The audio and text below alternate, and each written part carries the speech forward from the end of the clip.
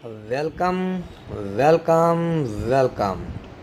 Once again, welcome in English with Chirag Bhai Barod. મિત્રો, ફરી એકવાર ઇંગ્લિશ વિથ ચિરાગભાઈ બારોટમાં તમને આવકારતા હું હર્ષની લાગણી અનુભવી રહ્યો છું. આપ સર્વનો દિવસ શુભ રહે એવી પ્રાર્થના. ધન્યવાદ.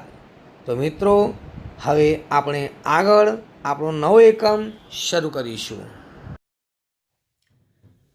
નમસ્કાર વિદ્યાર્થી મિત્રો, unit 6 standard 10 I love you teacher part 2 ભાગ 2 ની અંદર ફરી એકવાર ઇંગ્લિશ વિથ ચિરાગભાઈ બારોટમાં હું તમારું સ્વાગત કરું છું. એની સાથે ગયા લેક્ચરની અંદર હેલન કેલર સાથે જે મિરેકલ થયો હતો, એટલે કે ચમત્કાર, she was able to speak, તે બોલી શકતી હતી. એના ટીચર મિસ સુલિવાને એને બોલતા કરી કેવી રીતે vibration in throat and movements of lips, હોઠના હલનચલન કેવી રીતના થાય છે, ગળામાં કંપન કેવી રીતે થાય છે, એના દ્વારા. હવે આગળ જોઈએ. વેન આઈ સ્ટડીડ સિરિયસલી, જ્યારે હું ગંભીરતાથી ભણતી, it seemed more like play than work, એ કામ કરતાં વધારે રમત લાગતી. ગંભીરતાથી ભણતી તેમ છતાં કામ કરતાં વધારે તો રમત જ લાગતી. વેન એવર એનીથિંગ ડિલાઇટેડ ઓર ઇન્ટરેસ્ટેડ મી, જ્યારે પણ કોઈ વસ્તુ મને આનંદ આપતી અથવા તો એમાં મને રસ પડતો, Miss Sullivan would talk about that, Miss Sullivan એના વિશે વાત કરતા, એ વસ્તુ વિશે, એઝ ઇફ, જાણે કે she were a little girl herself, જાણે કે તે પોતે એક નાના બાળક હોય. ગુરુનો આ જ નિયમ છે, નાનું બાળક હોય કે મોટું બાળક, એના જોડે એના જેવું થઈ જવું, એટલે બાળકને મજા આવી જાય.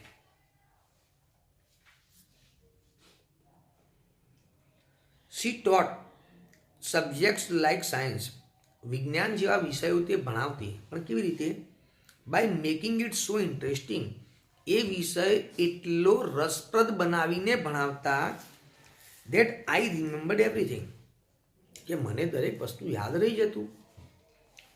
ફાઇનલી, છેવટે, my teacher began teaching me to read, જુઓ, મારા ટીચરે મને વાંચતા પણ શીખવવાની શરૂઆત કરી.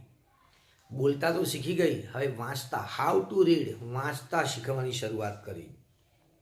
આઈ ફર્સ્ટ રેડ રેસ્ડ લેટર, જો શરૂઆત ક્યાંથી કરી? ઉપસેલા લેટર, એટલે કે પેલા આંકડા કહીએ અથવા તો અંક કહીએ, અક્ષરો કહીએ. ઉપસેલામાં કેવું હોય, મેં તમને જે પેલા ડેલી લિપિ કહી ને, જે થોડી રેસ્ડ ઉપસેલી હોય, એમ એબીસીડીના અક્ષરો કે બી અક્ષરો એના પ્રમાણે આમ થોડા ઉપસેલા હોય, આમ થોડા ઊંચા. લેટર આ પત્તા ઉપર આપણા અક્ષરો ફ્લેટ છે, એટલે કે સપાટ છે, એકદમ ફ્લેટ, પણ એના અક્ષરો થોડા ઊંચા હોય, એટલે આમ સ્પર્શ કરે એટલે ખબર પડે.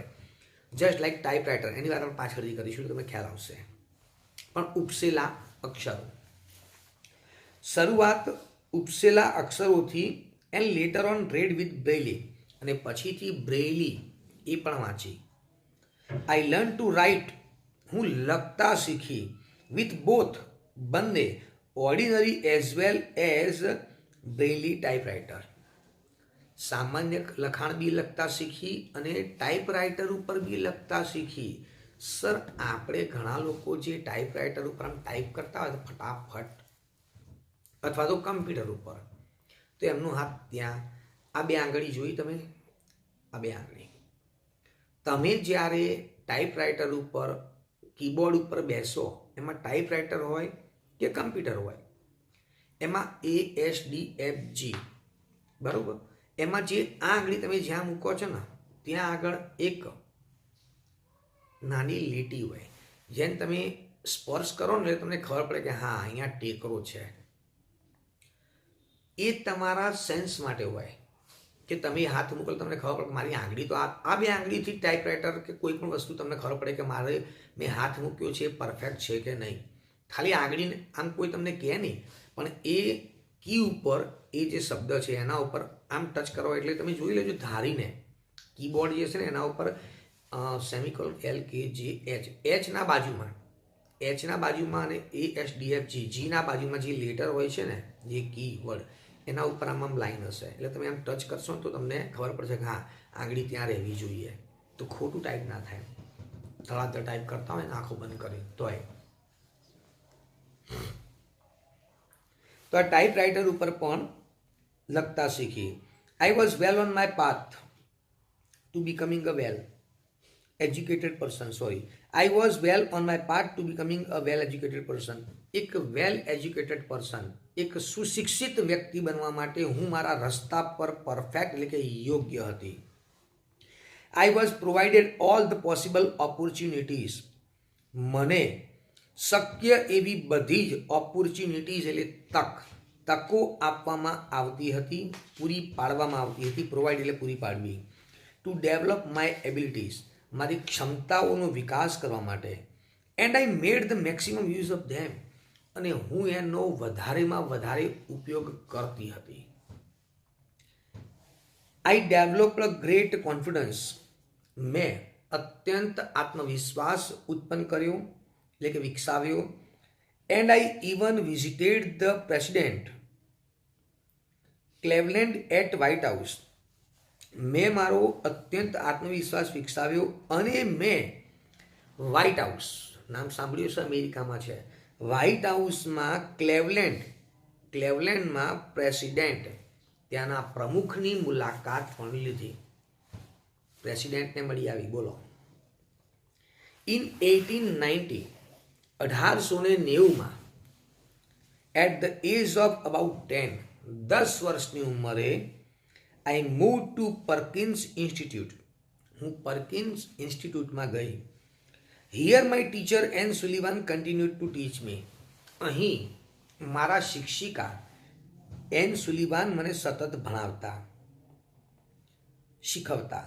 આઈ could make friends with other blind children here. અહીં બીજા આંધળા બાળકો સાથે હું મિત્રતા બનાવી શકી. આ જે ઇન્સ્ટિટ્યૂટ હશે એ આંધળા માટે હશે. માય લોનલીનેસ એટલે કે મારી એકલતા બિગેન ટુ ડિસએપિયર, એ અદૃશ્ય થવા લાગી. And my progress of learning, કંઈ ખાઈ નહીં ગયો ને હું આડું ઉડું, કોઈ જગ્યાએ રહી નહીં ગયું ને. My loneliness began to disappear, મારી એકલતા અદૃશ્ય થવા લાગી. And my progress of learning improved quite well, અને મારી જે શીખવાની પ્રગતિ હતી, પ્રોગ્રેસ હતી, એ પણ તદ્દન વધી. I learnt Latin, German and arithmetic. જો કઈ કઈ વસ્તુ શીખી ગઈ? લેટિન પણ શીખી, જર્મન પણ શીખી અને અંક ગણિત પણ શીખી. ઇન 1896, 1896માં, I moved on to Cambridge school for young ladies in Massachusetts. અને સુસાઇડની કર્યું, યાદ રાખજો, માસાચુસેટ્સ. 1896માં કેમ્બ્રિજ સ્કૂલની અંદર જે છોકરીઓ હોય છે એની ઉંમરની યંગ લેડીઝ, એ મેસાચુસેટ્સમાં ગઈ. This was really a great achievement for a lady like me. તેના જેવી એક સ્ત્રી માટે આ એક મહાન સિદ્ધિ હતી. હુ વોઝ બ્લાઇન્ડ, ડીફ, જે આંધળી હતી, બહેરી હતી, and could barely produce sounds for communication, અને ભાગ્યે જ કોમ્યુનિકેશન એટલે કે વાર્તાલાપ માટે એ પોતે અવાજ બહાર કાઢી શકતી. જે છોકરી વાર્તાલાપ માટે માંડ માંડ અવાજ બહાર કાઢી શકતી હોય, આંધળી હોય, બહેરી હોય, અને એને કેમ્બ્રિજ સ્કૂલમાં એડમિશન મળે, એ એના માટે ગર્વની બાબત કહેવાય. I began writing poems and stories. મેં કવિતાઓ અને વાર્તાઓ લખવાની શરૂઆત કરી.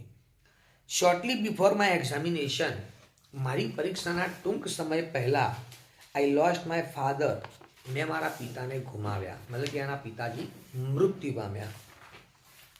ઓલ્ધો ઇમોશનલી ડિસ્ટર્બ્ડ, ભાવાત્મક રીતે ખલેલ પહોંચવા છતાં, I did my best in my examination, મેં મારી પરીક્ષામાં શ્રેષ્ઠતમ પ્રયત્ન કર્યો.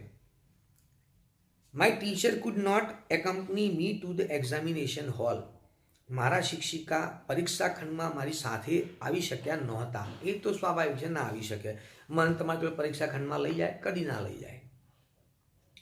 ધેર ટીચર, ત્યાં શિક્ષક, spelled out the question in my hand, મારા હાથમાં પ્રશ્ન લખતા. And I typed out the answers, અને હું જવાબો ટાઈપ કરતી. I was so full of when the result was declared, જ્યારે પરિણામ જાહેર કરવામાં આવ્યું, I was so full of joy to hear that, સાંભળીને હું અત્યંત આનંદિત થઈ ગઈ હતી કે I had passed all the subjects, મેં બધા જ વિષયો પાસ કર્યા હતા. એટલે કે આ ઉત્તીર્ણ થઈ હતી, પાસ થઈ ગઈ હતી. I remember my first day at Radcliffe college, હવે આ કોલેજમાં આવી ગઈ ઇન 1900. 1900ની સાલમાં હું રેડક્લિફ કોલેજમાં મારો પહેલો દિવસ મને યાદ છે. 1900ની સાલમાં, અત્યારે 2020 ચાલે છે, બરાબર 120 વર્ષ પહેલા 1900ની સાલની રેડક્લિફનો કોલેજનો મારો પહેલો દિવસ મને યાદ છે. આઈ ન્યૂ, હું જાણતી હતી, there were challenges in my ways, મારા રસ્તાઓમાં પડકારો હતા. But I was eager to overcome them, પણ ઓવરકમ એ પડકારોમાંથી બહાર આવવાનો, એટલે કે એનો સામનો કરવા માટે હું ઈગર, આતુર હતી. The professors looked far away as if they were speaking through a telephone, professors એટલા દૂર લાગતા કે જાણે એ ટેલિફોનમાં વાત કરતા હોય. હાથમાં તો વાત કરવાની બાજુમાં જ રહી, હાથમાં આવીને કંઈક લખે તો ખબર પડે, પણ પ્રોફેસર્સ એટલા દૂર રહેતા. કોલેજમાં બધા બેઠા હોય, બધાને હથેળીમાં એટલા સ્પેશિયલ ક્યાં ફાળવ્યા હોય કે એટલું બધું શીખવાડી દે. કે પ્રોફેસર્સ એટલા દૂર રહેતા કે જાણે ટેલિફોનમાં જ વાત કરતા હોય. એટલે આપણને હાથમાં મુવમેન્ટ્સ વગર તો બચારીને ખ્યાલ આવે નહીં.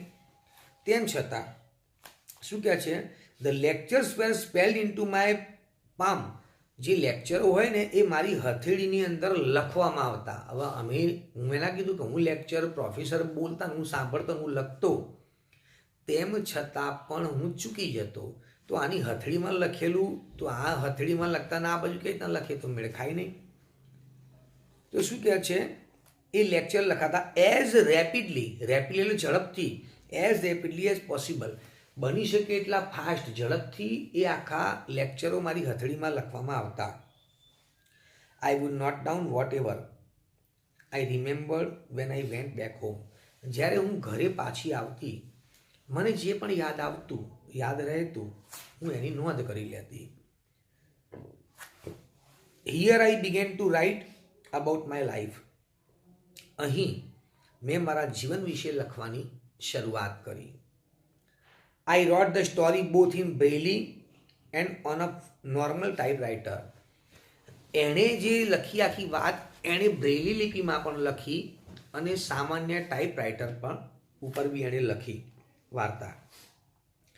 The story of my life was edited by John Macy, મારા જીવનની વાત એને એડિટ એટલે કે ઉમેરી, એ કોણે એડિટ કરી? જ્હોન મેકીએ, એમાં એડિશન કર્યું એણે. The writing was published in a magazine in 1903. આખી આની જે લખાણ હતું એ પ્રકાશિત થયું મેગેઝિનમાં 1903માં પ્રકાશિત થયું. And I was pad four it, અને એના માટે હેલનને પૈસા મળ્યા, એના જીવનની વાત એણે જે લખી હતી એના માટે. When the blind are as indebted to Louis Braille as mankind is to Gutenberg, આંધળાઓ શું કહે છે, લુઈસ બ્રેલીના જેટલા ઇન્ડેપ્ટેડ, ઋણી અથવા તો આભારી, એઝ મેનકાઇન્ડ, અને આંધળાઓ જેટલા લુઈસ બ્રેલીના આભારી છે એટલા જ આભારી જેમ માનવજાત ગુટનબર્ગની પણ આભારી છે, એમ આંધળાઓ લુઈસ બ્રેલીના અને ગુટનબર્ગના પણ છે. કારણ કે ગુટનબર્ગે પ્રિન્ટિંગ પ્રેસની શોધ કરી, અને પ્રિન્ટિંગ પ્રેસની શોધ વત્તા ટાઈપરાઇટરની શોધ આજે એણે કરી, એ તો બહુ જ વિશ્વમાં પ્રખ્યાત છે કે કે જેના કારણે ઘણી બધી વસ્તુઓ સરળ થઈ ગઈ. ટાઈપરાઇટર ઉપરથી તો કમ્પ્યુટરની કીબોર્ડ બન્યું છે, એટલે ઘણી બધી વસ્તુઓમાં તકલીફ ઓછી થઈ ગઈ છે. ગુટનબર્ગે એ જે ઇન્વેન્શન આપ્યું એના ઉપરથી. અને આંધળાઓ પણ એના ઋણી ખરા, કારણ કે આંધળાઓ જેટલું ઝડપથી લખી ન શકે એટલું ઝડપથી ટાઈપ તો કરી શકે. આંધળાઓને તમે એમ કહી દો કે ભાઈ આ બ્રેઇલી લિપિ છે ને આ ટાઈપરાઇટર ઉપર આને ASDFG કહેવાય છે, બરાબર, તો એ લોકો ટાઈપ તો કરી શકે છે. ઓન 28 જૂન 1904, 1904માં 28મી જૂન, I graduated from the Radcliffe College. મેં રેડક્લિફ કોલેજમાંથી મારી સ્નાતક ડિગ્રી પૂર્ણ કરી. આઈ ફેલ્ટ પ્રાઉડ ધેટ, મને ગર્વ થયો કે I became the first deaf blind person, હું પ્રથમ આંધળી અને બહેરી વ્યક્તિ હતી to earn a bachelor of arts degree, જેણે BAની ડિગ્રી, બેચલર ઓફ આર્ટ્સ BAની ડિગ્રીમાં એ સ્નાતક થઈ હતી. પહેલાં તો 1904ની અંદર મહિલાઓ બહુ ભણતી જ નહોતી અને 1904ની અંદર આણે સ્નાતક કર્યું. ભારતમાં તો 1904માં કોઈ 10મું ધોરણ પાસ કરે, 10મું તો વાત જવા દો, 7મું ધોરણ પાસ કરતું એટલે તરત નોકરી મળી જતી અને આ સ્નાતક થઈ ગઈ હતી. પછી આ વ્યક્તિઓને દુનિયા સેલ્યુટ કરે. આઈ બિગેન ટુ ફીલ ધેટ, હું અનુભવવા લાગી કે આઈ મસ્ટ એજ્યુકેટ પીપલ. ખ્યાલ આવી ગયો પહેલાં બધાને? I began to feel that, હું અનુભવવા લાગી કે I must educate people on ways to help blind. મારે આંધળા લોકોને મદદ કરવી જોઈએ શિક્ષણ આપવામાં. My prime goal in my life was to spread awareness. મારા જીવનનો સૌથી મુખ્ય જે ગોલ હતો, જે લક્ષ્ય હતું, એ was to spread awareness. Spread એટલે ફેલાવવું, અવેરનેસ એટલે જાગૃતતા ફેલાવી, regarding the poor neglected state of the blind. ગરીબ, નેગ્લેક્ટેડ એટલે કે જેમને નકારવામાં આવ્યા છે, બહાર કરવામાં આવ્યા છે, એ ગરીબ આંધળા વ્યક્તિઓને બાબતે સંદર્ભે એમને એમાં જાગૃતતા ફેલાવી. ધેર ઇનેટ એબિલિટીઝ, તેમની આંતરિક શક્તિઓ, એન્ડ ધેર ઇન્સ્પિરેશન, અને તેમની પ્રેરણાઓ. I had to raise fund, મારે ફાળો ઉઘરાવવો પડ્યો. Not only to sustain a living for myself, માત્ર અને માત્ર મારા જીવનને ટકાવી રાખવા નહીં. હેલનને ફંડ ઉઘરાવવો પડ્યો ફક્ત એના જીવનને સસ્ટેન એટલે કે ટકાવી રાખવા માટે નહીં, but also to start project, પણ પ્રોજેક્ટ શરૂ કરવા, ટુ રિમૂવ ડાર્કનેસ, કેમ અંધકાર દૂર કરવા, એન્ડ માઇઝરીઝ, અને ગરીબી દૂર કરવા, from the lives of other blind people. બીજા ગરીબ લોકોના જીવનમાંથી ગરીબી અને અંધકાર દૂર કરવા માટેના પ્રોજેક્ટો શરૂ કરવા અને એના પોતાના જીવનની અંદર જે જીવન ટકાવી રાખવા માટે એને ફાળો ઉઘરાવવો પડ્યો. ખ્યાલ આવ્યો?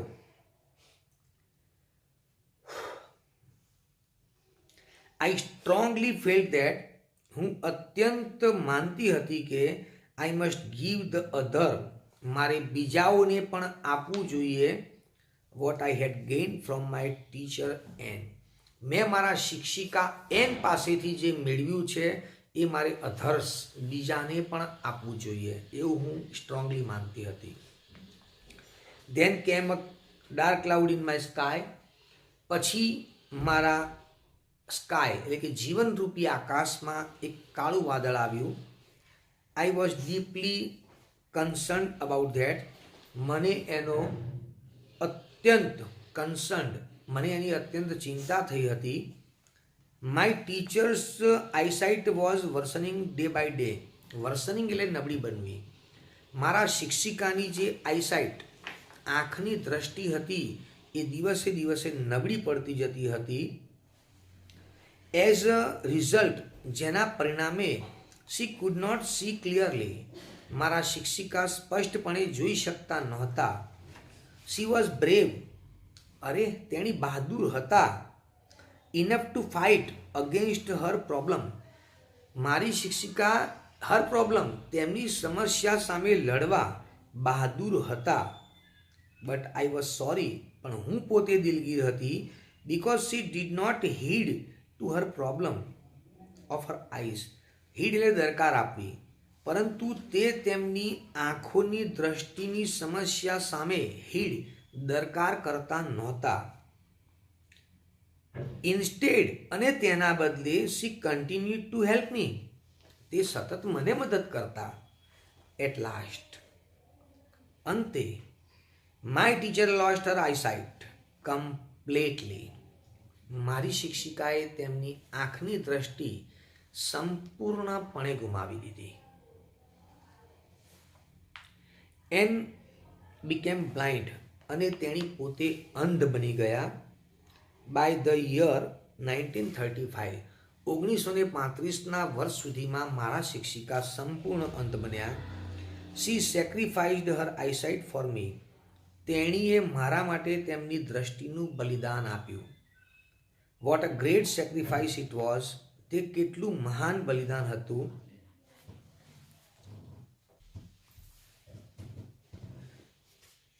તેણીએ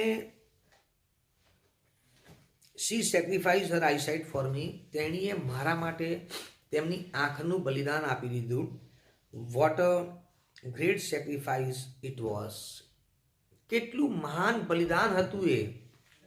if she had not supported and encouraged me to learn, જો તેણીએ મને સહકાર ના આપ્યો હોત, એન્કરેજ્ડ પ્રોત્સાહન ના આપ્યું હોત, ટુ લર્ન શીખવા માટે પ્રોત્સાહન અને સહકાર ના આપ્યો હોત, I would not have enjoyed the beauty of the world, તો હું આ દુનિયાની સુંદરતાનો આનંદ ન માણી શકી હોત.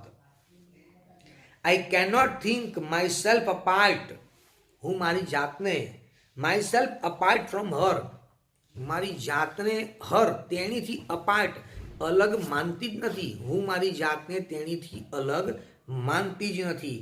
માય હાર્ટ ઓલવેઝ સ્પીક્સ, મારું હૃદય હંમેશા કહે છે, આઈ લવ યુ ટીચર. હે શિક્ષિકા, હું તમને ચાહું છું. હે મારા ટીચર, હું તમને ચાહું છું. કારણ કે જ્યાં જ્યાં હેલનને તકલીફ પડી છે, એ ટીચરે એમની આંખની દ્રષ્ટિની પરવા કર્યા વગર પણ એમણે હેલનને સપોર્ટ કર્યો અને એમના આંખોનું બલિદાન આપ્યું. હેલન પોતે આંધળી હતી, એને બોલતા પણ કરી, દેખતા ના કરી શક્યા, પણ એ પોતે આંધળા તો થયા, અને હેલન માટે એમને એમની આંખોનું પણ બલિદાન આપી દીધું. તો આ બલિદાન કંઈ નાનું સૂનું ન કહેવાય, બહુ મહાન બલિદાન કહેવાય. હેલન કેલર એક એવી શખ્સિયત વ્યક્તિ છે કે જેણે સમગ્ર વર્લ્ડનો પ્રવાસ કરેલો છે, અલગ અલગ પ્રકારના પુસ્તકો લખેલા છે, બહુ જ મહાન મહાન ભાષણો એણે આપેલા છે, અને એના ભાષણોની નોંધ આંતરરાષ્ટ્રીય ક્ષેત્રે પણ લેવામાં આવેલી છે. એ પોતે મહાન ઓરેટર પણ ગણવામાં આવે છે. અત્યાર તો હયાત નથી, પણ જબરજસ્ત ઓરેટર. એટલે હેલન કેલરના પાઠ અગત્યના છે. આ પાઠની અંદરથી હેલન અ ગિફ્ટેડ લર્નર એવી શોર્ટ નોટ આવશે. હેલન અ ગિફ્ટેડ લર્નર. અહીંયા કોરોનાના કાળમાં તમારો જે કોર્સ છે 1 થી 6 લેસન જ છે, જે આપણે પૂર્ણ કરીએ છીએ. ટેક્સમાં તમારો કોઈ કોર્સ હવે બાકી રહેતો નથી. એક કવિતા પેન્સિલ છે, એ પણ આપણે ચલાવી દીધી છે. હવે કોઈ કવિતા પણ લગભગ રહેતી નથી, અને જો રહેતી હશે તો પૂર્ણ કરી દઈશું, પણ લેસનની અંદર તો હવે કોઈ પાઠ બાકી રહેતો નથી. બસ, તો વિદ્યાર્થી મિત્રો, હવે આપણે આવતા લેક્ચરમાં વિથ ગ્રામર સાથે મળીશું. ત્યાં સુધી જય માતાજી.